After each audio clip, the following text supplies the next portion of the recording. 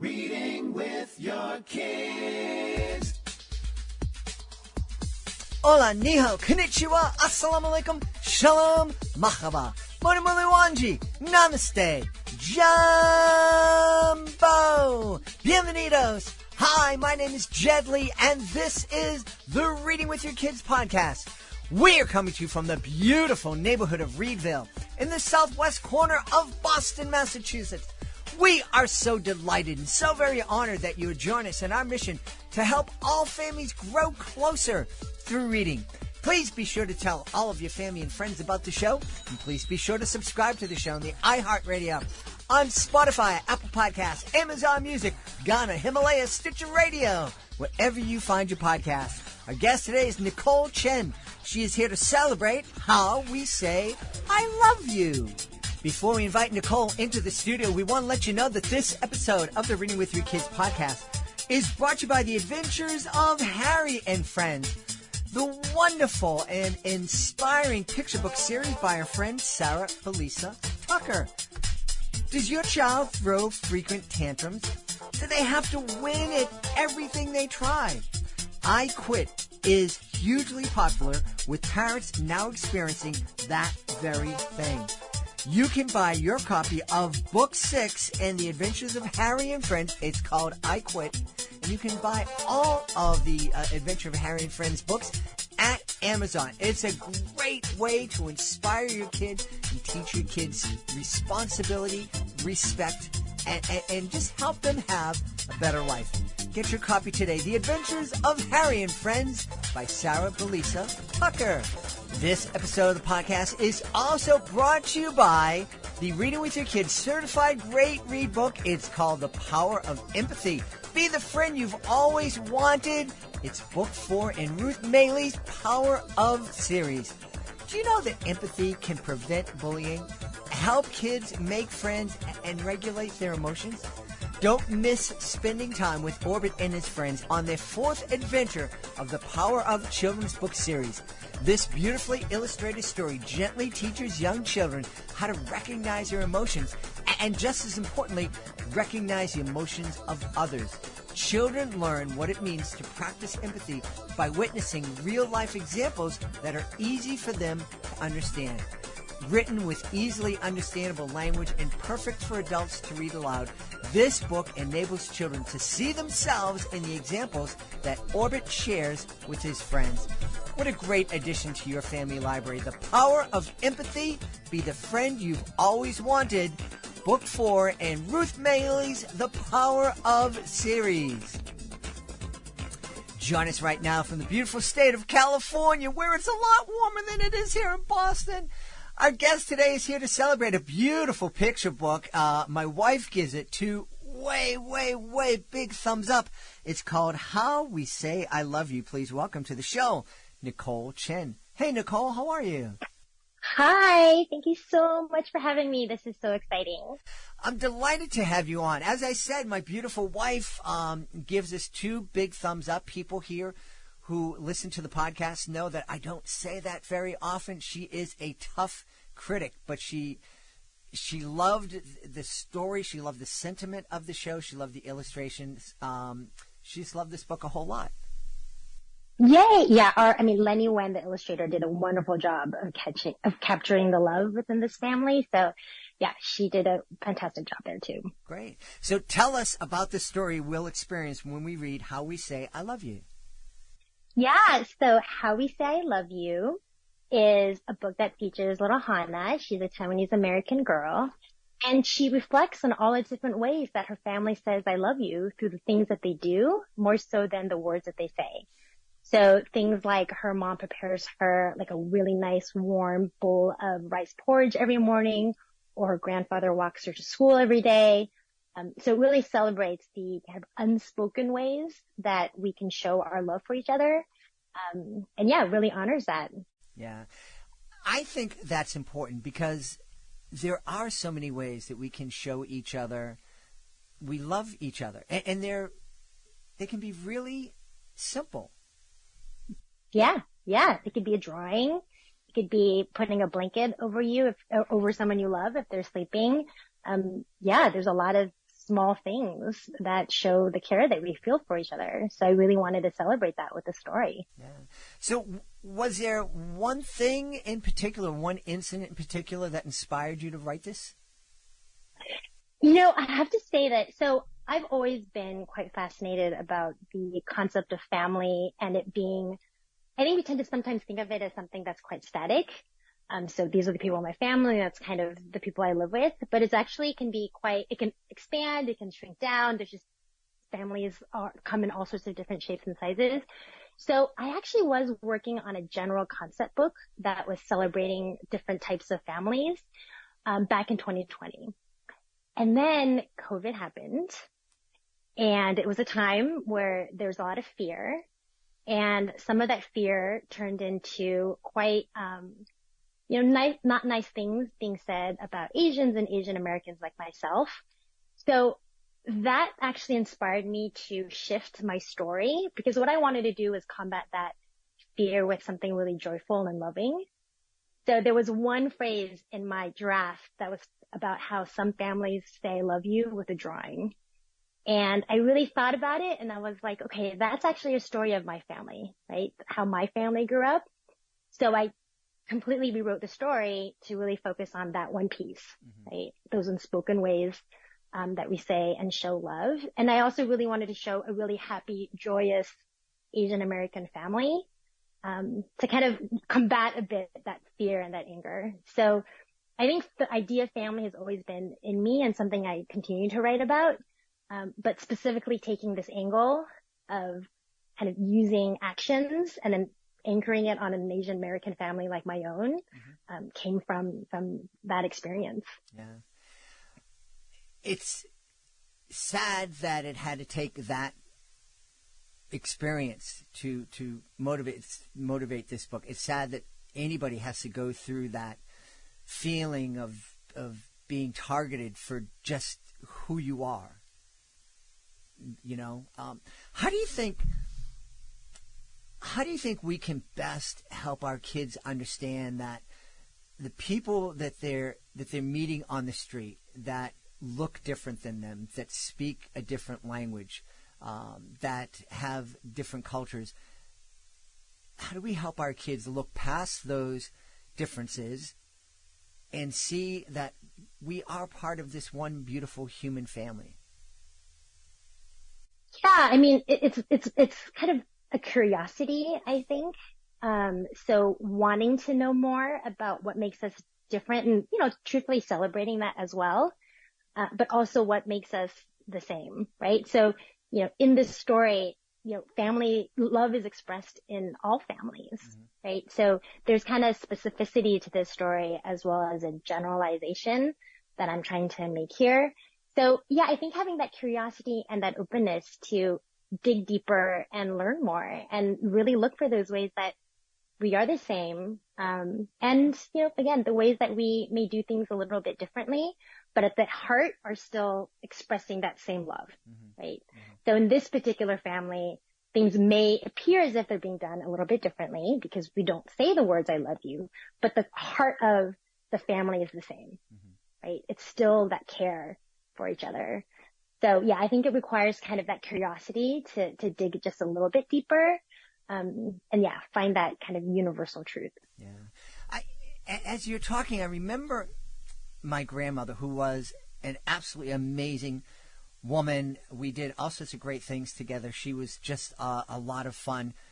But I remember oftentimes if we were somewhere in Boston, in Boston when I was a kid, was a neighborhood, a city of very diverse neighborhood. Well, each neighborhood was kind of its own little enclave of people who were different than us. And I know if we would walk through one of those neighborhoods and she would hear somebody speak a different language, she'd become very upset, like they're talking about me. And I'm like, probably not. They're probably not even thinking about it. They probably are not even noticing us. But I think that's I remember that's definitely something from her generation. I don't know if it still exists these days where people just assume that, they're talking about us or whatnot. But I can't learn languages for my life.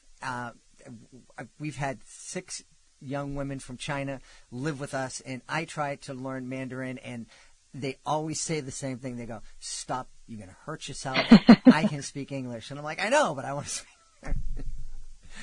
But it's just, I hope that I instilled in my kids a curiosity that you were talking about. Let's get to know who these people are and what they're about, and what is it and from their culture that I can fall in love with. Yeah, and I mean, in the book itself, there are actual Chinese words that are sprinkled throughout.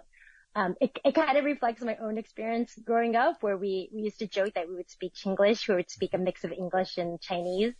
And in fact, if you ask my parents now to only speak Chinese, they've lived here for 40 years. They kind of can't do it anymore. So it's fine. It's just the way that we talk.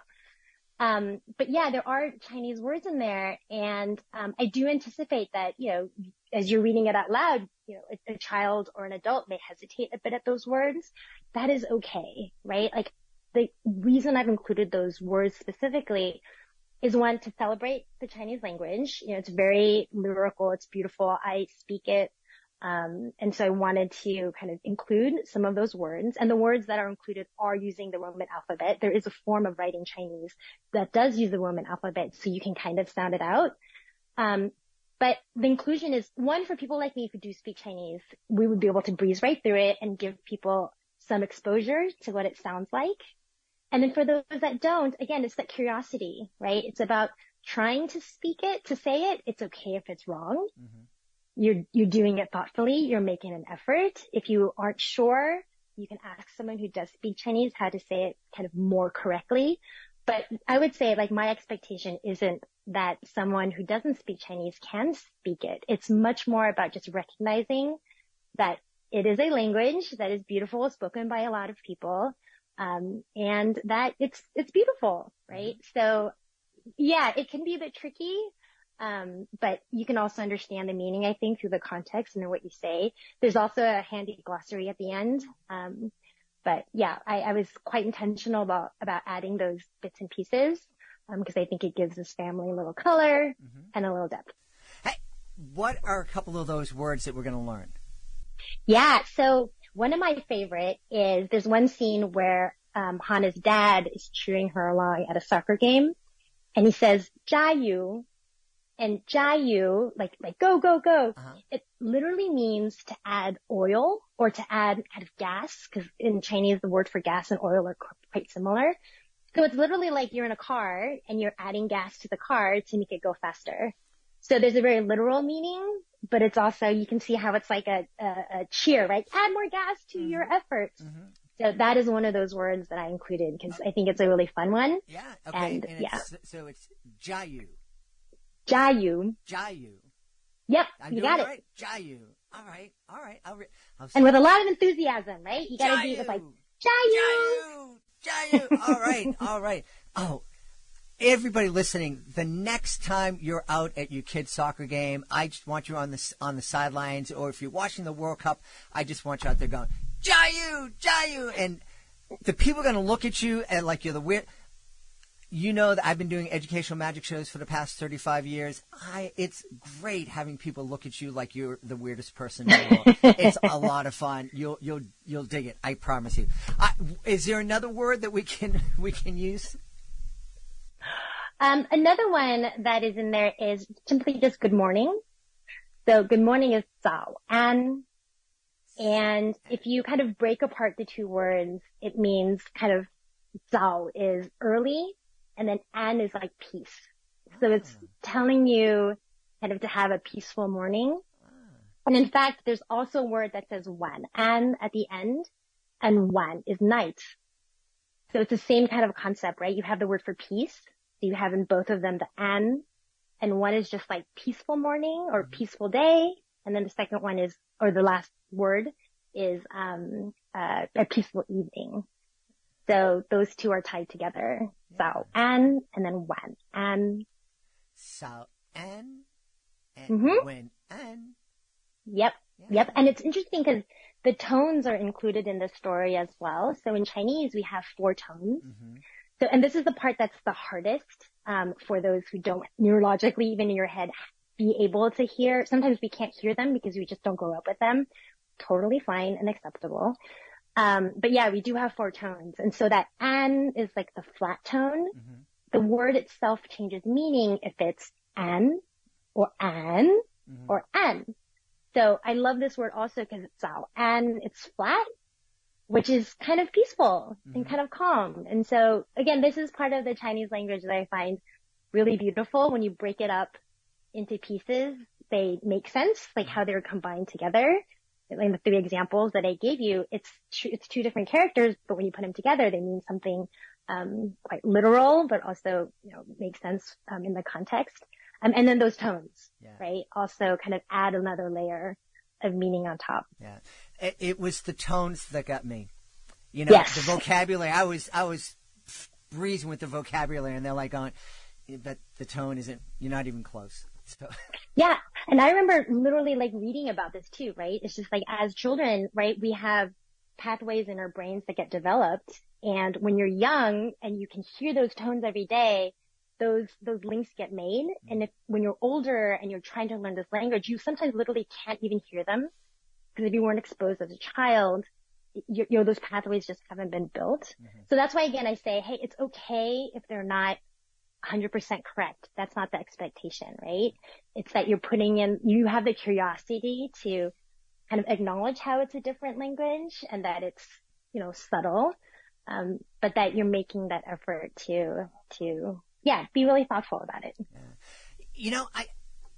I had a thought when you're introducing us to Peaceful Morning. I thought we wake up and we say good morning to our kids and have a nice day. I think it'd be really cool if we learn a number of different greetings in different languages and use them intentionally. If there is, a morning where your kids are getting up and they got a big test or it's the first day of school, maybe that's the day you say, sao wen? Sao an. So an, sao en. And just to remind your kids, have a peaceful day. And there may be days when namaste fits better or wake up, do it, you got it, I think it can help our kids realize that they are part of this big, beautiful, diverse world. Yeah, I love that. I love that. Highly encourage. Yeah. Hey, tell us, how we say I love you is not your first book. You have a whole lot of books that we can discover. Tell us, what's your favorite? I can't do that. It's like asking me who my favorite kid is. But tell us another book that we may want to definitely check out after we fall in love with How I Say I Love You. Actually, How I Say I Love You is my first book, my first picture book that's releasing. Okay. I do have a second book. It's a middle grade book that's going to hit bookshelves in February of next year. And it's called It's Boba Time for Pearly. So it's for older children. Mm-hmm. But this is a story which is great for if you love boba tea, which is pearl milk tea. It's a very Taiwanese drink if you haven't had it before, where there's the traditional flavor is milk tea, but there's a lot of different flavors that you can have now. And then there's tapioca balls inside that you can kind of suck up and then chew. So boba is very tasty, very Taiwanese. And yeah, my middle grade book, It's Boba Time for Pearly, is about a Taiwanese girl, who wants to save the local boba shop. And the way that she does that is she crochets really adorable little dolls. It's called amigurumi. And then she learns how to sell them and make money for this tea shop. So if you like crafts, if you like boba, if you'd like to learn a little bit about kind of entrepreneurship and business, that's a good one to keep an eye out for. Awesome. But we here in Boston, they refer to that tea as bubble tea. Yes, it is referred to in many different ways, depending on where you're from, actually. So I grew up with it being called pearl milk tea. And yeah, I've heard bubble tea, boba tea, pearl tea. I went with boba to keep it simple, but yes, it is called many different things from different places. I remember the first time my daughter Sarah took me to get some bubble tea, and I was really surprised because the straw was about as wide as a river conduit, or these pipes you see them putting in the highway, and I'm like, what's this for? And then I soon found out what it was for. Yeah, the straws are big, and you have to be prepared for the boba to come through. But it was a lot of fun, and my beautiful wife is originally from Puerto Rico, and the first few years of being married, it was just so much fun traveling to Puerto Rico, going over to her family's house and being introduced to the different foods, and it was a lot of fun. One of the most fun things about hosting international kids was letting them go at it in the kitchen. We had the fire department here a couple of times, but just the alarms went off. But I think it's so wonderful just to experience different cultures and different peoples, and I can't encourage families enough to really, if you don't have a chance to host international kids or develop friendships with folks from different cultures, absolutely grab a book like How We Say I Love You, because it's a great window into another culture and into another family. Yeah, my hope with this book too is, I'm reflecting my family here as a Asian American family, where that would say my family I grew up with. With my daughter currently, I say I love you all the time. In fact, my parents say I love you to her all the time. They still haven't said it to me, but I know that they love me. I mean, they've pre-ordered 100 copies of the book. So they love me. I know that they love me, right? I don't need the words to know that. But I don't think I'm hoping that this isn't just something that, Asian American families, some of them like mine, not all, of course, because there's lots of Asian American families too, where they say, I love you very freely, but other families of different cultures too, that, don't say I love you and still love. I mean, my husband is not American. He's from a little country called Andorra, which is between France and Spain. And they didn't say I love you to each other either, but the love is there, right? So I think that my hope is that there's a specificity to this story, but also universality to this story and even if you do say I love you in your family, that needs to be backed, right, by the things that you do for each other also. So yeah, I hope this is a window into kind of my particular experience and some elements of what some Asian Americans like me might experience, but is also something I imagine I hope other families also experience and celebrate. Yeah. I really hope too that it sparks a conversation amongst all families about the different ways we say I love you, about the different things we do that are meant to express I love you. I think that would be a fantastic conversation to have. Absolutely. I agree 100%. Yeah. Where can we go, Nicole, to find out more about you and to make sure that we know when your new middle grade novel releases? Yeah, that's a great question. So I am online at Instagram as NChenY, also on Twitter as NYChen, and then my website is Stories by Nicole Chen. We've had a great time speaking to the author of How We Say I Love You, Nicole Chen. Hey, Nicole, thanks for being with us. Thank you so much for having me. Enjoy, everybody. Please be sure to join us for the next episode of the Reading with Your Kids podcast. Our guest will be Kirsty Call. She'll be here to celebrate Cold Turkey. It's a great, fun book. We also talk about one of the most dangerous animals here roaming the streets of Massachusetts. You don't want to miss it. That's the next episode of the podcast. Hey, we want to invite you to connect with us on social media, facebook.com/readingwithyourkids, at Reading With Your Kids on Instagram, at Gently Magic on Twitter. We also have a great Pinterest page. We have a great YouTube channel, and we have a great website. It's readingwithyourkids.com. If you're a parent, please be sure to click the Parents Click Here button at the top of the page.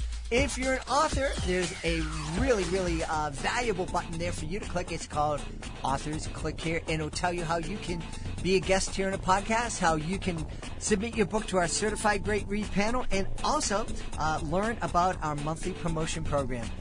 Want to thank the folks who made today's show so wonderful. Of course, we want to start by thanking our guest, Nicole Chen. Please be sure to check out How We Say I Love You. Also want to thank our sponsors, Sarah Belisa Tucker. Be sure to check out her great series. It's called The Adventures of Harry and Friends. We also want to thank Ruth Maley. She also has a beautiful series. All the books in her Power Of series are Reading with Your Kids Certified Great Reads. The latest book in that series is The Power of Empathy. I want to thank my team, Fatima Khan, Rory Grady, Mirabella Q, Jordan Saley, Stephanie Davila, Skylar Strauss. I want to thank my beautiful wife for all the support she gives me. Most of all, we all want to thank you. Thank you so much for taking the time to join us today, and as always, thank you so very much for taking the time to make the world a better place by reading with your kids. I'll be looking for you in the next edition of the Reading with Your Kids podcast.